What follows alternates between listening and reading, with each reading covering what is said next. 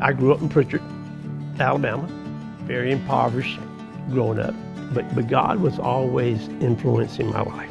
Sometimes I knew it, sometimes I didn't. Sometimes it'd be like looking in your rearview mirror and says, that was God's hand.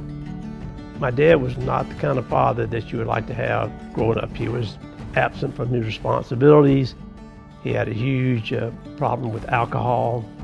But what was the cornerstone that kept me where I needed to be was a godly mother.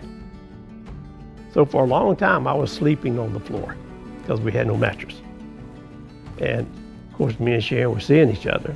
And she found out that I was sleeping on the floor. Tommy thought that I was wealthy because I lived in a trailer.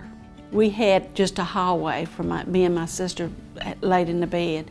And up above us was a bunk bed that we threw stuff up there. So I asked my dad, Daddy, can we at least give him that mattress and let him have that to sleep on? He said, sure we can. So we hauled it over there to his house so he could start sleeping on a bed.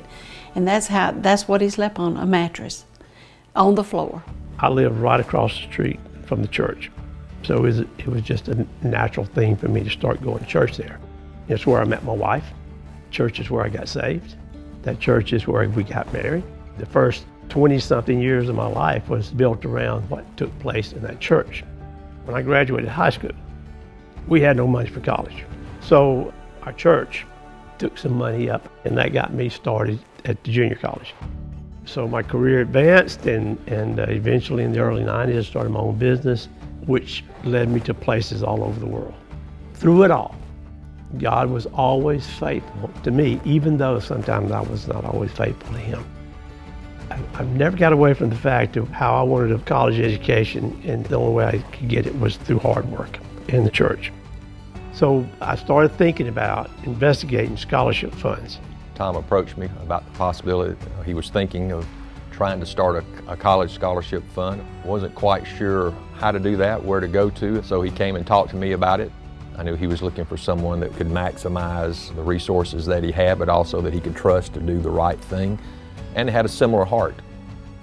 So I made the call and got in touch with the Alabama Baptist Foundation, and we've created the Watkins Scholarship Fund. Me and Sharon, we're at the age now that we're blessed. God has brought us through a lot. We have a lot that God has loaned us. So we have to be responsible. And the way I think that you can manage that responsibility in the right way is working with groups like the Alabama Baptist Foundation.